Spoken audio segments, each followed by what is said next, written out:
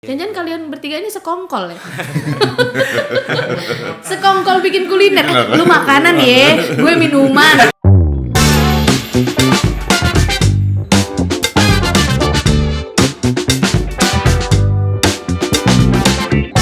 Halo Pak Adi. Halo juga Mbak Indah. Gimana kabarnya Pak Adi? Baik, selamat fresh. pagi, luar biasa. Luar biasa. Semangat pagi ya Pak ya. Iya. Apalagi ngelihat yang seger-seger gini nih Iya, Pak Adi. dingin-dingin enak ini. Mantap. Ini Bu Menteri nih bisa seger nih ngelihat kayak gini nih. Mudah-mudahan Bu Menteri nanti mampir ke Handayani ya. Pak Adi, saya pengen ngobrol nih sama Pak Adi. Iya, gimana, Mbak? Tadi kan cerita-cerita sama Arya nih, karena salah satu penerima manfaat Balai Handayani nih Pak. Arya ini kan salah satu sukses story juga ya Pak ya. Betul. Perjuangan dia untuk melawan hatinya, keegoisannya di usia yang yang masih muda gitu ya. Pak Adi, untuk hal-hal seperti Arya gini, penanganan seperti Arya, itu gimana sih Pak Adi tahap-tahap yang dilakukan oleh Balai? Dari mulai awal, apakah itu melalui aduan masyarakat atau melalui rujukankah seperti itu? Bagaimana Pak? Ya, kalau terkait dengan penanganan anak ya, khususnya ini Arya ini. Tidak hanya Arya, tapi semua yang ada di Balai Handayani itu tidak anak saja, tapi sudah multifungsi, multilayanan. Nah, ini Itu dia. tidak hanya terkait dengan awalnya itu bisa saja karena viral, bisa saja karena pengaduan masyarakat, bisa saja karena mungkin berita-berita lain atau mungkin rujukan dari lembaga terkait. Oke. Ya, itu langsung nanti akan dilakukan asesmen oleh para pekerja sosial. Nah, dari situlah mungkin apa sih yang harus kami lakukan terhadap PPKS ini atau penerima manfaat ini untuk menjadi bagian daripada Handayani untuk proses rehabilitasi selanjutnya gitu kan. Kalau memang dia memiliki kemampuan yang luar biasa seperti Arya ini, punya motivasi yang sangat luar biasa untuk berubah, kita dorong, 100% kita dorong. Dia mau bikin apa? Ayo. Nah, mau bikin minuman, ayo. Mau bikin makanan, ayo. Gitu kan. Jadi kita dorong agar bisa kedepannya lebih cerah lagi. Karena dia pengen berubah, kita siap untuk merubah mindset dia untuk kedepannya lebih bagus. Melalui siapa? Melalui para pekerja sosial, melalui para psikolog, melalui tim-tim yang ada di balai yang ada. Jangan lupa Mbak Indah, Iya. kami juga memiliki website nih. Oke. Ya, Ini di dalam boleh website nih, Pak. ini bisa ada masyarakat bisa mengadu, masyarakat pengen tahu apa sih Balai Handayani, masyarakat juga pengen konsultasi, silakan. Boleh Di nih website, Pak. boleh. Ya. Website-nya apa nih Pak? Websitenya Handayani. Di Handayani Ya, ya. langsung tulis Handayani langsung ketahuan. Oke. Ya, di situ bisa katakanlah pengen tahu bahwa anak ini pengen tahu IQ-nya nih. Langsung nanti pihak operatornya akan mengarahkan kepada psikolog gratis. Oke. Tuh, kan. Konsultasi psikolog gratis atau mungkin pengen mengetahui IQ anak-anaknya sendiri itu gratis. Oh bisa ya Pak di situ ya Pak? Bisa, sangat bisa, luar biasa. Kami lembaga bukan lembaga yang mencari keuntungan, tapi ini untuk masyarakat. Oke, ini salah satu pelayanan yang ada di Balai Handayani ya Pak Betul. ya. Selain tadi penanganan dari respon kasus ya, Betul. kemudian dari aduan masyarakat maupun berita-berita viral. Nah, biasanya setelah misal nih Pak ada aduan dari masyarakat, misal, kemudian direspon oleh pihak balai. Nah setelah itu apa yang dilakukan Pak sehingga ditentukan oh dia ini harus dibawa ke balai? Apakah selalu harus dibawa ke balai seperti itu? Yang terpenting sebenarnya kalau memang sangat dibutuhkan dibawa ke balai akan kami lakukan sesegera mungkin, secepat mungkin. Tapi kalau memang memungkinkan anak ada di keluarga, mungkin akan lebih baik. Tapi kami coba lihat dulu keluarganya. Kalau keluarganya memang membutuhkan sesuatu dari kami, membutuhkan mungkin ada pengembangan kehidupannya, untuk kehidupannya misal untuk wirausaha atau mungkin usaha apa, kami akan coba dorong untuk membantu itu. Tapi penanganannya di keluarga Tetap seperti di itu ya Pak keluarga. ya. Karena yang utama itu di keluarga seperti itu ya penanganannya. Jadi nanti didukung dari apa kira-kira hasil asesmen seperti itu ya Pak ya. Betul, hasil asesmen itu yang paling utama. Peksos harus membuat asesmen secara komprehensif. Berarti penanganannya tuh juga dari hasil asesmen, waktunya pun Waktunya pun berdasarkan hasil asesmen itu nanti. Tidak diperlukan waktu 1 bulan atau 2 bulan atau 3 bulan. Tapi hasil dari asesmen inilah yang menentukan.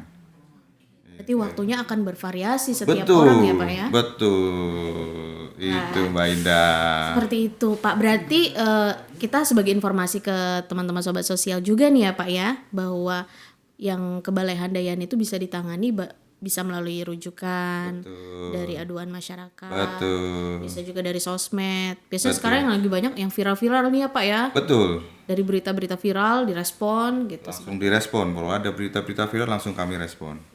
Direspon. Itu ada timnya ya Pak ya. Ada timnya Yang laporan. sendiri, ada timnya sendiri-sendiri. Jadi timnya ini juga memiliki kemampuan yang sangat luar biasa. Kapanpun bisa turun. Bahkan Bu Menteri sendiri ya Pak ya, biasanya yang memberikan informasi seperti itu ya, kalau Betul. dari berita-berita. Betul. Kalau berita-berita dari media sosial biasanya langsung Bu Menteri langsung menugaskan kepada balai-balai yang sesuai dengan wilayah kerjanya. Nah, itu. Ini luar biasa, sehingga sekarang kita bisa ngobrol dan berbagi pengalaman nih ya Pak ya. Ini Betul. salah satu contohnya nih Arya ya. Harapan Bapak nih Pak, nih Arya kan udah punya inovasi nih, dia pengen usaha seperti ini. Dari balai sendiri harapannya untuk Arya seperti apa Pak? Harapan buat Arya ya, yang pasti lebih baik untuk lebih ke depannya ya. Utamakan nanti keluarganya ya. Usahanya tetap dijalankan, maju ya. Maju balik umpamanya mungkin akan balik ke Tasik ya. Kembangkanlah di sana. Tuh, dengar pesan Pak Kabalai ya. Iya. Kembangkan di Tasik. Kemudian untuk nanti pada saat misal nih Arya sudah kembali ke Tasik Pak, itu apakah Balai masih terus memantau atau seperti apa? Tetap akan memantau, tetap akan memonitoring bagaimana perkembangan Arya. Jangan sampai dong balik lagi. Iya Pak. Terus ya Arya lagi masuk ke Balai katanya. Nanti Pak Fajar nemunya Arya lagi. Nah, Arya lagi katanya. Kan? Jangan sampai ya. Enggak. Udah cukup sekali. Iya. Ya. Itu jadi pengalaman berharga ya Pak. Ya? Betul. Buat contoh.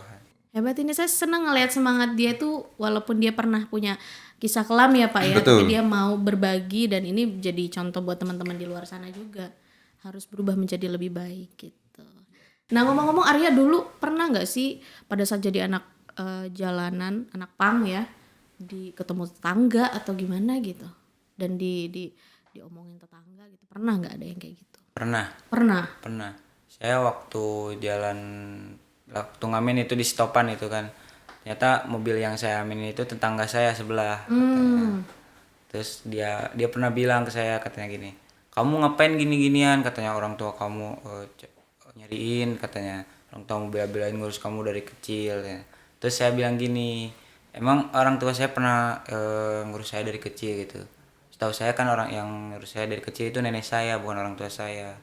Jadi mohon maaf gitu, ini jalan hidup saya, ini hidup saya, jadi jangan ngatur hidup saya gitu. Saya bilang gitu. Masih sempat berani ngomong gitu ya waktu itu Pak. Oke. Nah sih.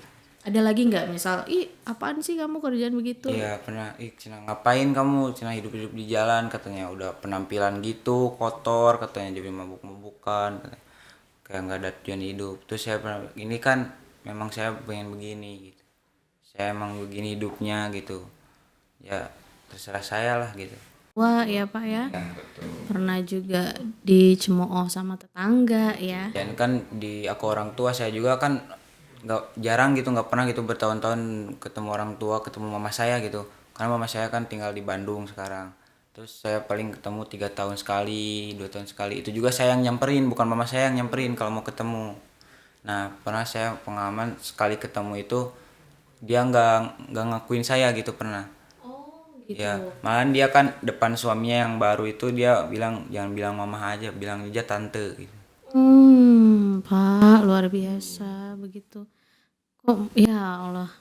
Arya, semangat. Gimana perasaan kamu waktu kamu nyamperin tapi kamu nggak diakui? Sakit hati lah, katanya saya kan jauh-jauh dari Tasik ke Bandung kan nyamperin buat belain saya, pengen ketemu orang tua saya, pengen ketemu mama gitu, kangen. Tapi taunya kalau ketemu sekali ketemunya gitu, malah kayak saya nggak diakuin anak gitu, udah diakuin orang lain gitu. Balik lagi pulang atau? Balik lagi pulang, terus sampai sekarang saya nggak ketemu lagi. Jadi perasaan kamu saat itu sampai nangis nggak kamu? Ya Allah nggak Iya, diakuin. nangis ya. Nangis, saya juga meluk adik saya, kan saya kesana sama adik saya. Sama adek waktu Iya, itu. adik saya nangis sampai sekarang adik saya benci gitu sama mama saya. Tapi oke, orang tua pernah nggak ngakuin kamu. Tapi gimana sekarang? Apakah perasaan kamu ke orang tua kamu gimana? Ke ibu terutama. Sayang ke ibu sih. Kalau yang dulu sih saya nggak mentingin sih, saya udah ngelupain gitu. Kalau sekarang saya tetap ke ibu, tetap ibu saya, mau seburuk apapun ibu saya tetap dia ibu saya. Biasa. Pak, luar biasa ya Pak Luar ya. biasa.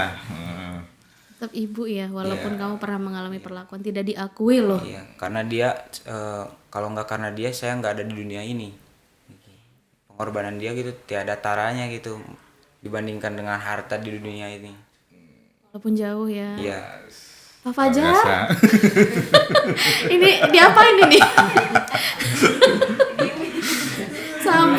sampai sewise ini gitu loh seorang Arya. Arya, usia kamu tuh masih usia anak ya, tapi kamu terlihat dewasa ya Pak. Sangat dewasa sekali. Menghadapi Menghadapi cobaan yang begitu beratnya dan dia bisa keluar dari cobaan itu. ya Balai Handayani membentuk seorang Arya. Oke Arya. Arya, ngomong-ngomong nih, ini aku dengar cerita kamu aja padahal yang dibawa dari Tasik kan 3 orang. Iya. Yang lain gimana nasibnya tuh? Yang lain juga sih masih. Dia juga sekarang lagi buka usaha lagi kuliner. Dia Siapa tuh? Teman kamu yang waktu itu ikut? ya, itu dia Pardan Wulan. Ardan dan Wulan. Berarti mereka juga ikut keterampilan di balai. Nah, mereka usaha apa tuh? Kalau Pardan usaha bikin buka nasi. Nasi. Iya.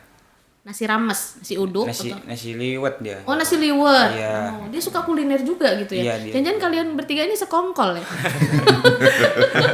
Sekongkol bikin kuliner.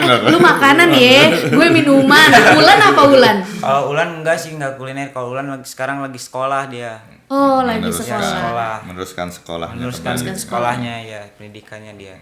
Apa tuh? SMA? SMP dia. Oh, SMP. Iya. Oke, berarti Wulan sedang meneruskan. Terus ada apa antara kamu dengan Wulan? Saya Ulan itu pacar sih kalau di sini. Iya, ada hubungan pacar ya. Jadi kamu ke Handayani itu ngajak-ngajak pacar gitu? Iya, karena saya juga mikir kan waktu di jalan kan bareng-bareng sama saya kan. Masa kalau saya sendiri gitu nggak diajak, Ulan nggak diajak gitu. Kan kesian juga gitu. Dia juga kan ke sekolah juga, orang tuanya juga jauh, dia orang tuanya di Arab juga dia. Dia tinggalnya nggak sama orang tua juga, dia sama nasib sama saya gitu, senasib. Dia Seneng banget kamu cari yang barengan nasibnya.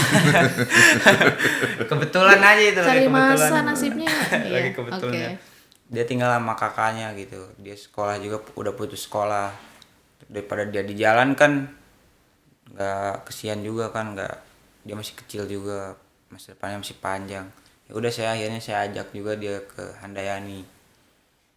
Dan alhamdulillah sekarang dia udah melanjutkan sekolahnya juga. Oke, yang penting sekarang kita fokus masa depan Arya ya. Arya harus tetap semangat ke depannya. Ini brand ini dikembangin ya Pak Adi ya. Iya, Iya, pasti. Dan didukung penuh nih sama Pak Adi nih. Sampai mana hayo kata Pak Adi. Yang penting benar-benar akan menjadi mandiri ya Pak. Betul. Harapannya supaya mandiri. Terus kamu karena sudah 10 bulan di Handayani, apa yang mau kamu sampaikan atau gambaran kamu kepada Balai Handayani ini seperti apa sih? Boleh disampaikan mumpung ada Pak Adi? Iya. Gambaran saya untuk Handayani itu gambaran untuk masa depan saya gitu. Karena dari Handayani itu masa depan saya udah kelihatan lah ya. Karena Handayani itu panutan saya gitu. Karena Handayani saya bisa begini sekarang. kalau saya nggak ke Handayani nggak tahu gimana saya hidup saya gitu, di jalanan terus mungkin nggak ada masa depannya gitu, suram mungkin masa depan saya. Suram ya. Iya. Setelah ke Handayani jadi cerah. Setelah ke Handayani saya ya alhamdulillah lagi ini saya ya bisa bikin usaha sendiri gitu, bisa mandiri juga gitu. Nah, kan kamu pasti selama di Handayani ketemu Pak Adi, ya, Pak Fajar, pasti ada ketemu teman-teman di Balai Handayani juga yang support kamu ya. Iya pasti. Apa yang mau kamu sampaikan ke mereka ini yang selalu sabar ngikutin kamu, yang suka kabur-kaburan ya kan di awal nggak ikut kelas ya. Apa yang mau kamu sampaikan ke mereka ini? Mereka ya. Oke. Terima kasih untuk Balai Handayani yang telah membimbing saya gitu dengan sabarnya, sampai-sampai ya saya kalau sholat subuh kan nggak pernah bangun gitu, sampai saya disiram juga gitu karena bandelnya saya gitu.